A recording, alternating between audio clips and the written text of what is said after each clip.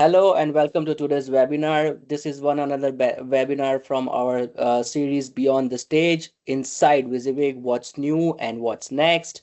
Thank you for spending part of your day with us. This session is recorded and a replay will be available online for later usage.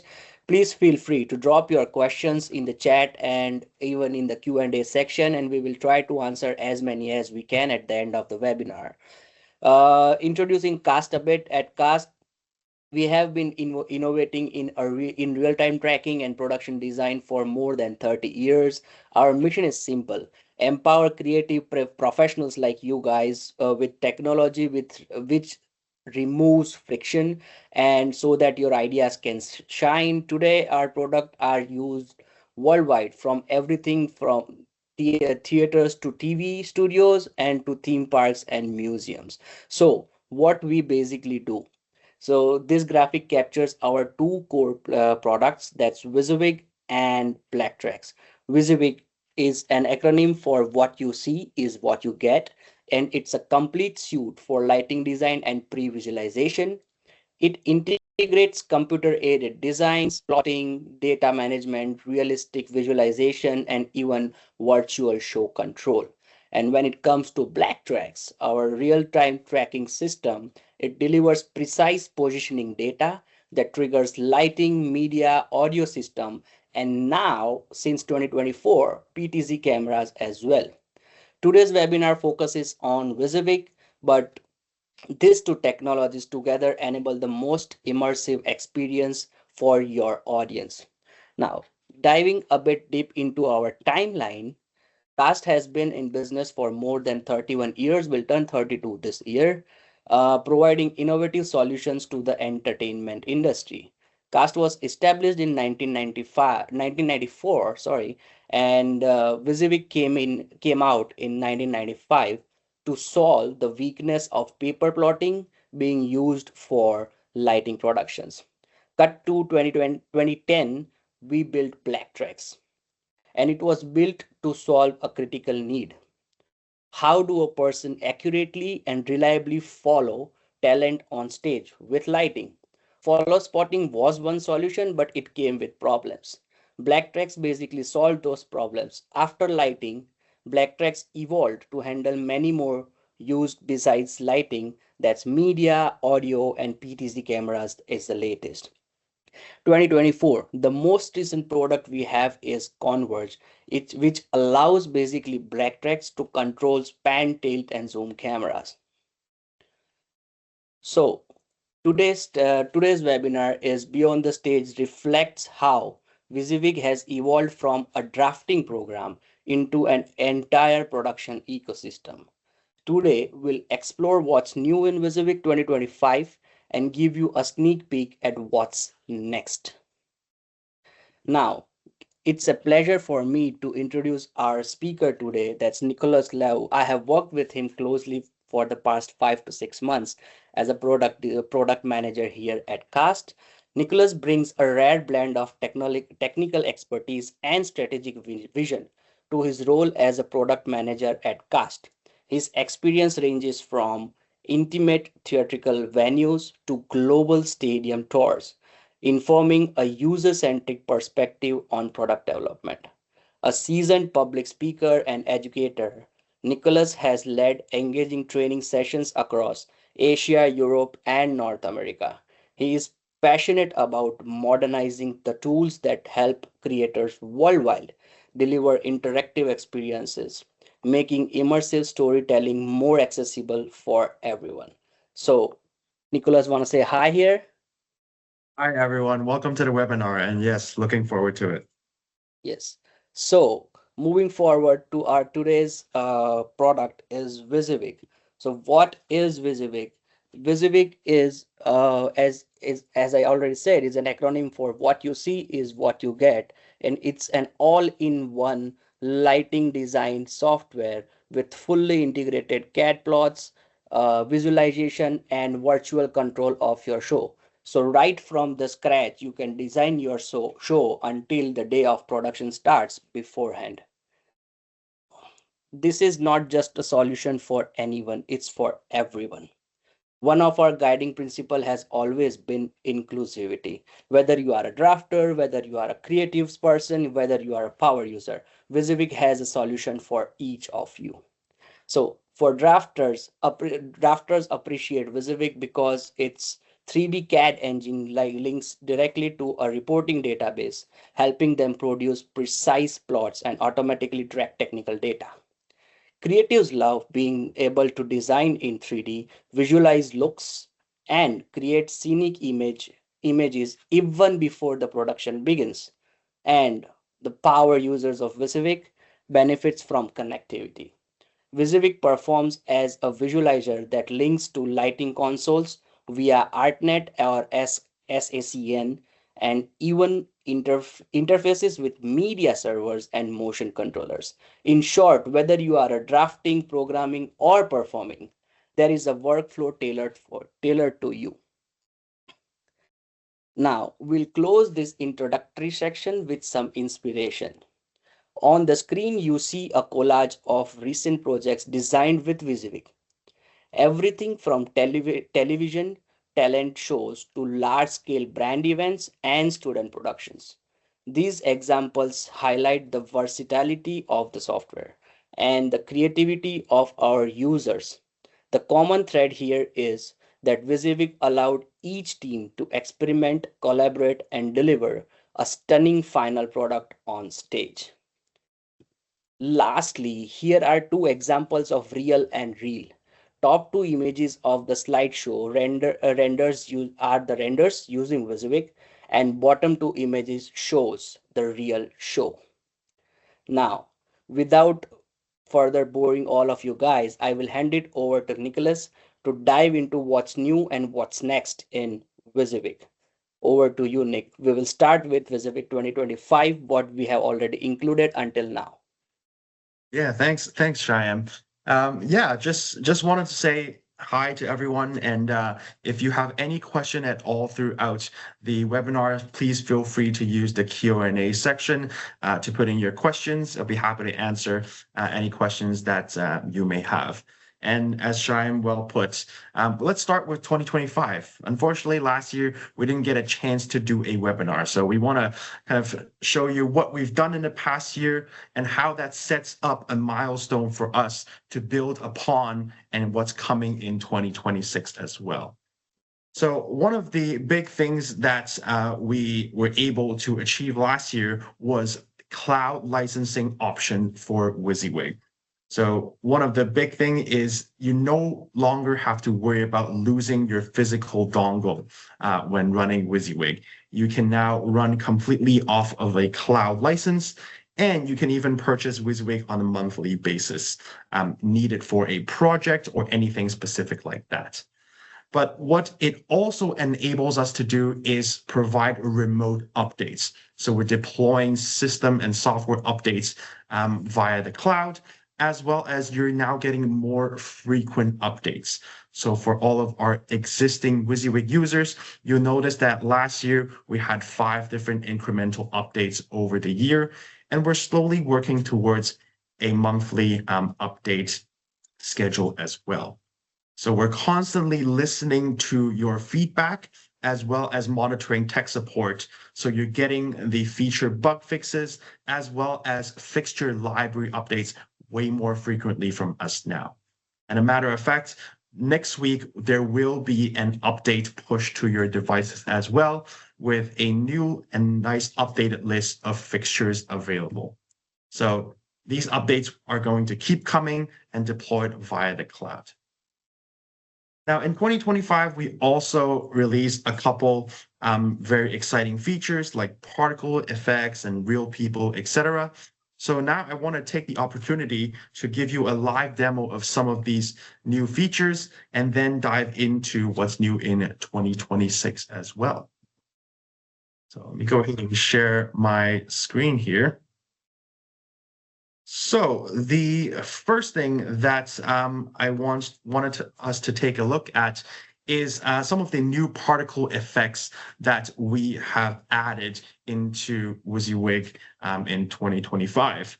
So we now have the ability to generate confetti, sparks, and fireworks as well. So I have a look created here with some confetti. So let's take a look. And as you can see here, you can pop some nice confetti streams into your performance space. All of this, when it comes to the volume, the spread, the color of the confetti, all of this can be customized in the properties of these confetti machines. And what we also have the ability to do is simulate firework. So take a look, and another look that we have set up here. There are some fireworks that's shooting behind, as you can see here. Various different style, whether it's a burst or a comet or sparkles, all of these can be simulated, as you can see here, all the way from the bottom where the deployment is to the top where you have the actual effect itself. And as you go ahead and turn the fireworks off, it's going to shoot off the last one and have a nice trail fall off effect as well. One thing that is also worth mentioning is that in the particle effects designer tool in design mode, you also have the ability to pause any of your particle effects.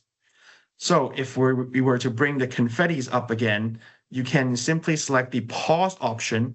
And as you can see here, the confettis are paused in midair, and you can use this to generate a render or whatever you need to, whether it's a video or an effect, to show a client what the potential end result is going to be. So this pause functionality is really nice and helpful for that as well.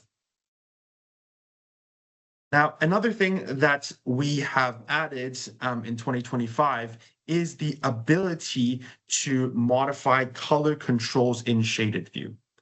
So I'm going to move this scene off to the side a little bit so it's a little bit easier to see. But if I were to right click and go into the view options in our shaded view, there is now a dedicated color control section here on the left.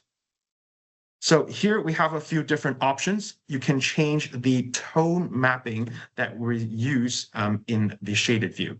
So filmic is the original shaded view tone mapping that we are using, but you can also select from here to use filmic 2 or even ACES as a different tone mapping. And as you can see here, it does have an effect on your entire shaded view scene. As you can see here, it changes the tone mapping completely. And you can also customize the contrast, the luminance, as well as saturation. So if I want to make this a little bit more saturated and increase the contrast a little bit, I can easily do so in color control. And I also have a reset option as well, as you can see here, to go back to default of each of these tone mappings. So if you're using a different computer monitor, a TV screen, or you want to optimize a specific look that you're going for, feel free to use the color control options in the shaded view options to change the look and feel of your entire shaded view. Now, another fun one that we've also added is in simulation. In the ambient light section, you'll notice that there is now a patch option. So you do have the ability to patch the ambient light control to a DMX channel. So if you are in live mode and you're using an external console to visualize and program your show, you can essentially have a fader to control your ambient light or house light in your entire shaded view. So you can modify the look of your pre-visualization directly with console connectivity as well.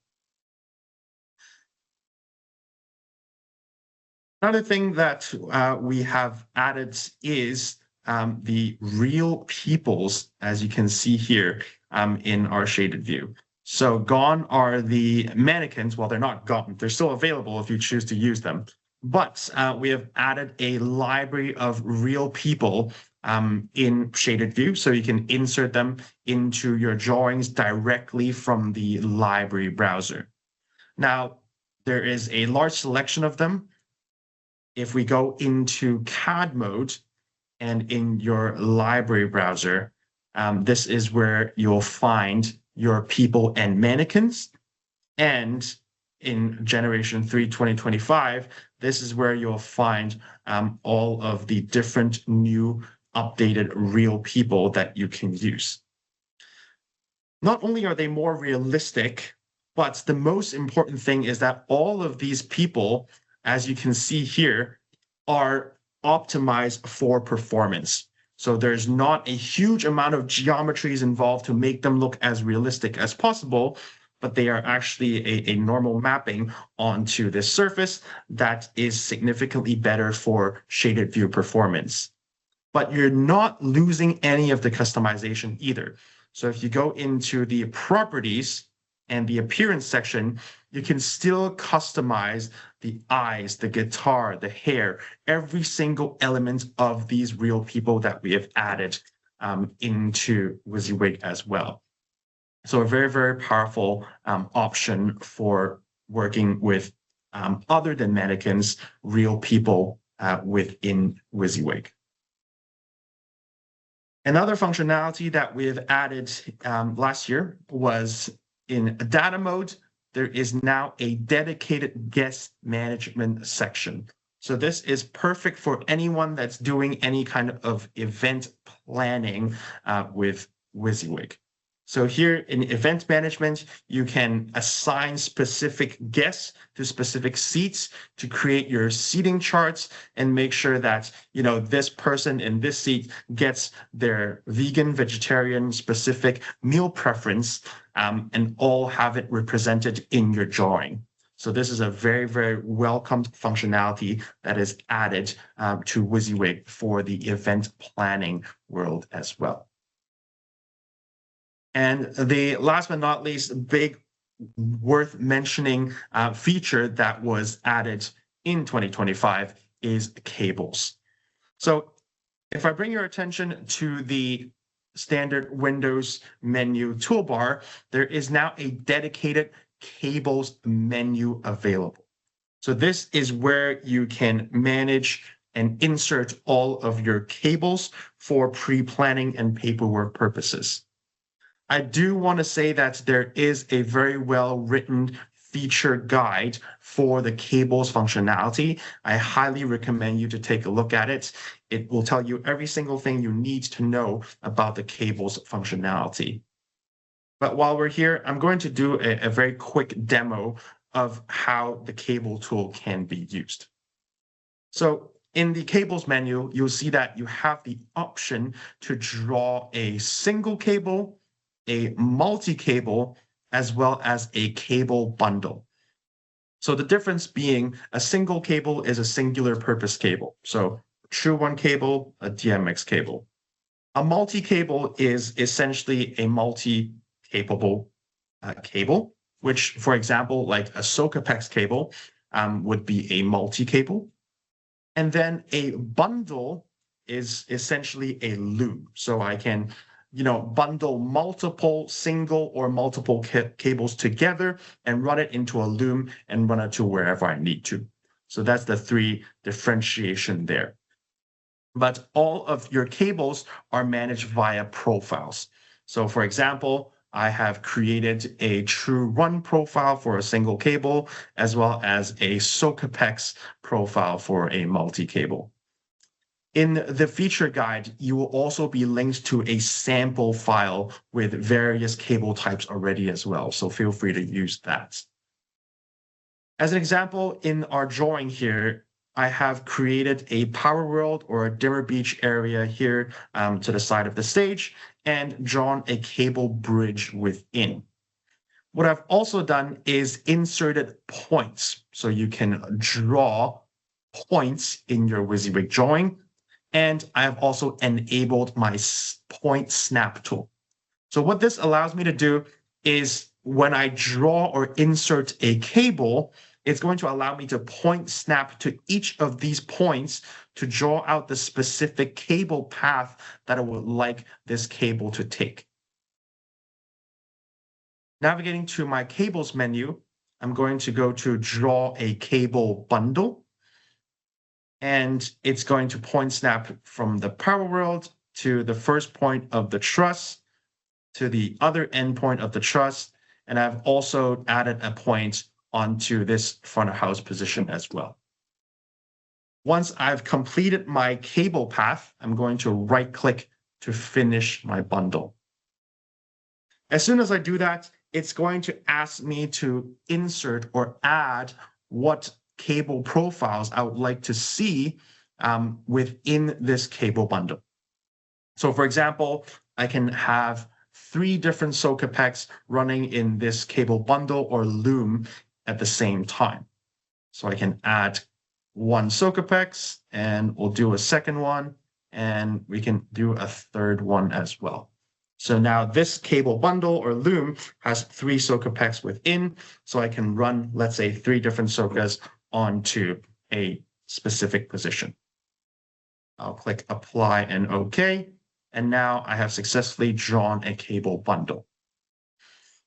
Now, it is worth noting that if I switch over to an isometric view, this is a 3-dimensional cable path, as you can see here. So it does follow in the 3D space the exact path this cable would take in order to get to its destination.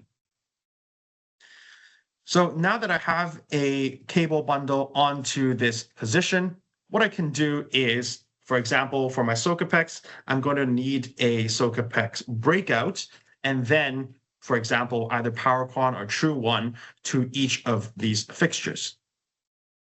In order to do that, navigating back to my cables menu, I'm going to insert a multi-cable splitter, and going to the breakout, I can have a socket breakout, and I will insert it at the end of this cable bundle. And it's going to intelligently ask me which socket I would like to connect this breakout to. So let's say we'll do socket number 1 and click OK. So now I have successfully inserted a socket breakout labeled A through F, as you can see there, on socket number 1.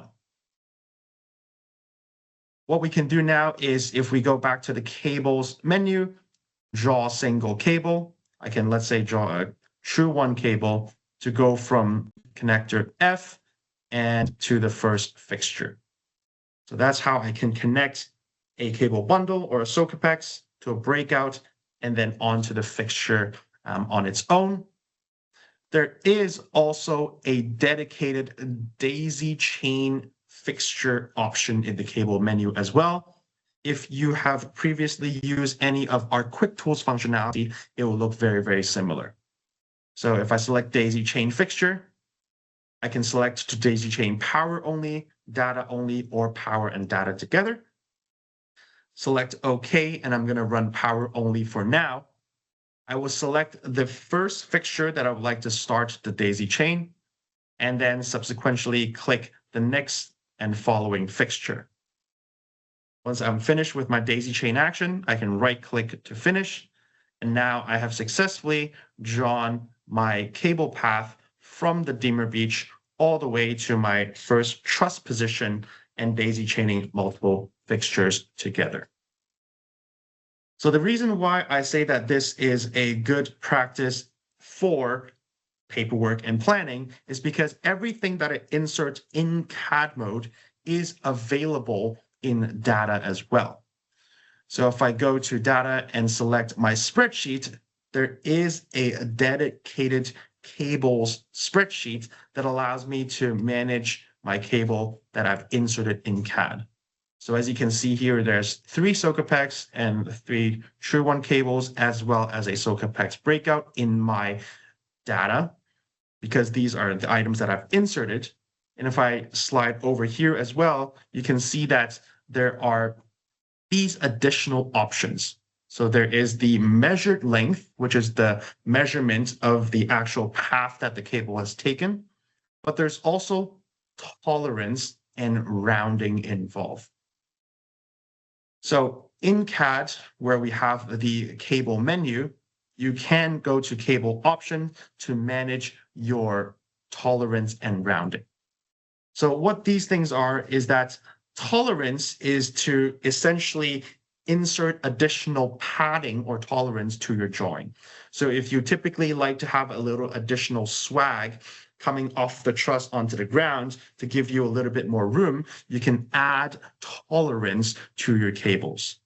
Whereas rounding is essentially rounding the number up. So if I've happened to draw a 130 feet cable, I want to round that up to 150 foot. So it gives me both of those options in the cable menu as well. So a very powerful feature that allows me to better plan and manage my show, not only from the fixture and inventory perspective, but also now working with cables. Now, enough about 2025. These are all the cool things that we've done, just a few highlights. Please feel free to go back and read all the release notes that we have and all the additional features and bug fixes. But this is a nice transition into 2026, where now not only are you able to manage all of your cables in data view, you also in pres mode have a cable report. So for those of you that have been using the cable functionality, this is now finally here and added into the Presmo reports, where you can manage all of your paperwork accordingly and send this to a shop in order to prep your show with all the right cables as well as the right lengths that you need. And by adding the cables report, this concludes phase 1 of the cable functionality and feature within WYSIWYG. We are working on phase 2, and we would love to hear your feedback on how this feature can be further improved to work with how you operate in your shows and pre-planning process. Currently, we're looking at adding inventories and database into our library of different cable types that you may have in your shop or the vendor that you prefer as well. So that's part of our phase 2 plan for cables. While we're here in the reports section, coming in 2026, we've also added LED tape and rope reports as well. So if you've inserted any LED tape and rope within your WYSIWYG file, they are now available in reports here. One of the focus coming in 2026 is improving our presentation mode and modernizing the paperwork that it's going to produce as well. So that's a change that's going to be coming this year, which is modernization and improvements within presentation mode of WYSIWYG. Now, going back into CAD modes, something that has been requested by our customers and we have now added is if you go into fixture properties and select the fixtures tab and navigate to mode, the DMX channel numbers as well as the channel layouts are now available directly to be seen from the property window of your fixtures. So you don't have to jump back into the library in order to verify their channels anymore. And as you switch into a different mode, these will also get updated accordingly in real time, so you can see it before you apply this onto your fixtures directly from the fixture properties window. So as I mentioned, we are constantly listening to your feedback to make these improvements that are making your workflow easier, better, and faster. Now, onto a really, really cool feature that we are adding in 2026 that's coming soon is mesh decimation within the WYSIWYG application. So if you've ever encountered or dealt with importing models into WYSIWYG, sometimes depending on the model that you've inserted, there are a lot of geometry and additional lines involved. So as you can see here, I have a imported model here that has a lot of lines and geometries, which typically is not great for performance. So I do have a split view in my workspace here that allows me to take a look at both CAD and shaded view at the same time. So this is the figure that we're looking at here that I have selected. So let's select this. As you can see here, this is a statue model that I have imported into WYSIWYG. So lots of lines and geometries. Typically, when you import a model into WYSIWYG, there is a procedure to essentially do a mesh decimation upon import. But now I can perform my mesh decimation directly within WYSIWYG for any of my objects in CAD right here in the application. So to demonstrate this, I'm going to select this object that I have here that I've imported, navigate to Tools, and I now have the Mesh Decimation option in its different percentage. So this is in relative to how many percent of this object am I going to decimate down to, right? So let's say we're going to all the way down to 10%, which is the most I can decimate this object to. So if I decimate it to down all the way to 10%, you'll notice that the number of geometries and lines have significantly been reduced, as you can see here in the CAD layout. But in shaded view, you'll also notice that this object has started to lose some of its details in shaded view as well. So this is a little bit of a trial and error process, as you would with any mesh decimation tools and functionality. So perhaps going all the way down to 10% is a little bit too much because we're losing a bit of details and fidelity in the object. So I'm going to Control Z to undo my action. So now this object is back to normal. And if we go to Tools again, go to Mesh Decimation, and let's say this time just 40% instead of all the way down to 10%. Once again, reducing a number of geometry, but the object, as you can see here, still has the same amount of details as I did previously. It's not losing its shape, it's not losing its appearance in any way, but the number of lines and geometries has significantly been reduced, which is great for performance, right? So if I bring into this object into a scene with a lot of lights and video, as you saw earlier, it's going to improve my performance within WYSIWYG, allowing me to maintain at a higher frame count while still having nice detailed objects within the application as well. So this is one of the big features that is coming in 2026 to your application near you sometime soon. Now, there is one last thing that I do want to share that is a feature that's coming in 2026, which is what we're calling the skybox functionality. So the skybox option allows me to essentially simulate a sky or an outdoor environment perfectly fitting into my scene. So Shyam's just pulling up the example that we have here. So this is the skybox functionality and a preview of what that looks like. And as I mentioned, it's coming in 2026. So as you can see here, the skyline is a spherical object that you can move around and look around to. This is perfect for creating your outdoor event where you want to see whether it's a skyline or the environment or even a cityscape, and have that be the background or backdrop of your WYSIWYG set design and lighting design as well. So this is another feature that is coming that is going to be available in shaded view in 2026. So this is a quick preview and snippet of what's coming in 2026, as well as what we have added in 2025. As I mentioned, we're constantly listening to your feedback as to what feature you would like to see that can improve your workflow and make your lives easier, better, and faster. So at this point, if you have any questions at all, please feel free to drop them in the Q&A section, and we will be happy to answer them.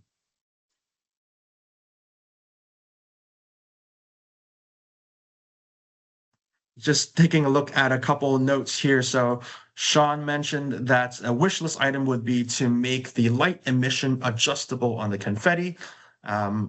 Love to have this feature now, and we would already use it a few times. Oh, great. Great to hear that you've already used it a few times. And yeah, we'll definitely take on some of these feedbacks and see what we can do there. Now, Scott has also used confetti recently. That's great to hear. Breakouts. What happens when you add more than one breakout to your loom? Do they go on top or do they spread? So you do have the ability to essentially click at the tail and drag it apart so they don't sit on top of each other. So there is that option as well. Is there a way to remove the light emission from the confetti? That is a very, very good question. So I believe if you go into the properties of the confetti, you do have an option that says CO2 light interaction.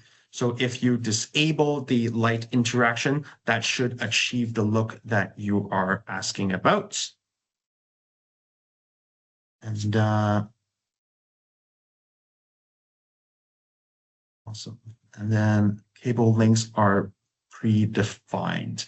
Yeah, so cable links are predefined, which is why that we have some of the tolerance and rounding option.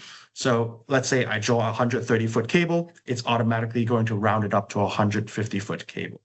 But yes, a library of cables, that is what we're working towards for phase 2. So yes, some of these feedbacks are definitely heard, and we'll definitely continue working on them. A very, very good question from Jonathan. Will you have multiple skylines available or custom HDRI imports available? So the image that you saw there just now is indeed a custom HDRI import. So you can bring in any HDRI that's whether you collect yourself, or you can find them as available resources online to bring them in to customize what your skyline and skityscape looks like as well. No, very, very good question. When would we have native Mac version available? Is that still the plan? That is part of the cloud implementation. So you can run WYSIWYG off of a cloud version, which at the moment, you still do have to use parallels to run WYSIWYG. But that is not a feedback that we're hearing for the first time. So we're definitely taking that in, and that's part of the plan moving forward, is to make that more accessible for users on various different operating systems and platform.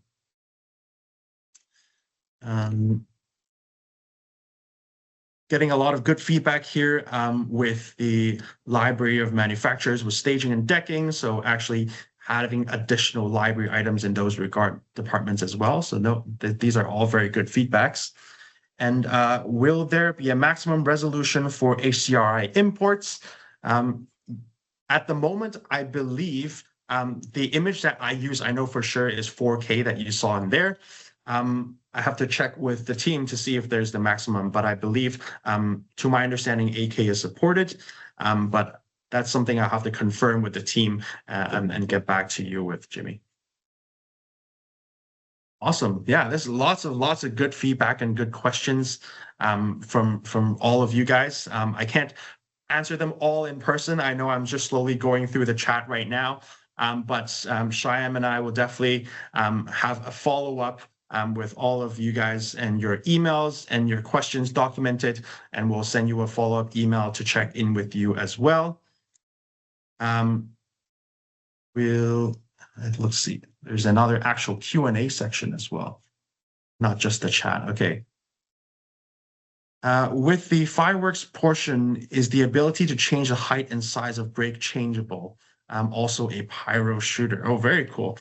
Yes, so the fireworks, you can not only change the design of it, whether it's a burst or all of that, you can definitely change the spread and the height of all of your firework that you insert via the library. And we have questions about incorporating GDTF fixture imports in the future, if it makes sense. That is definitely a topic that is discussed every day in the office. But currently, we do have a dedicated WYSIWYG library that allows us to have more finite control of the photorealistic renders that you see within WYSIWYG. Another question is multi-user. So yeah, that's definitely something that the cloud option allows us to have moving forward. At the moment, for an account, you essentially have to sign in and out of different machines. But that's definitely a feedback that we've gathered over time is sharing with multiple users. What about to see the motor chain in shaded view? Another very good question. At the moment, that is something that you have to manually insert to essentially insert either an actual chain or a line that you can essentially change into a dash line, which would make it appear as a motor chain a little bit. But natively, as part of the motor library object, it does not come with a chain built in. But that's something that you'll have to insert for now. But yeah, no, these are all very, very good and amazing feedback. And as I mentioned, Shyam and I will definitely create a follow-up. And me and my colleague Danny are going to put together some response for all of you. So yeah.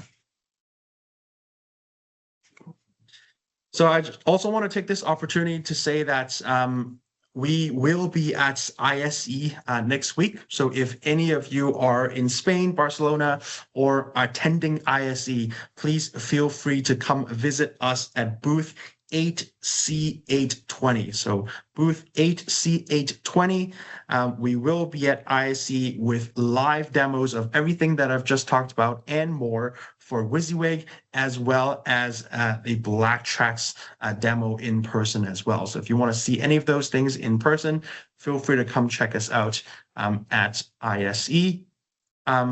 So yeah, well, I just want to say thank you all very, very much for tuning in live in this session. Mentioned in the chat earlier, this video will be recorded and posted online and available to review afterwards. So feel free to go back and review some of those elements. And once again, thank you all very much for joining. And hopefully we'll see you at the next Inside WYSIWYG Beyond the Stage session. Thanks, everyone. Yes. Thank you so much for your time, guys. It was a pleasure hosting you guys. We will try to answer as many as questions as Nick mentioned. If you feel free, just keep posting, and we will try and get back to you. And see you all at ISE 2026. If you want to book an appointment, please just ping Nick. You have our email ID, sales@castgrouping.com. Just send us an email to book an appointment, and we will set you up with either Nick or any of other team members who are visiting there. Thank you and have a great day.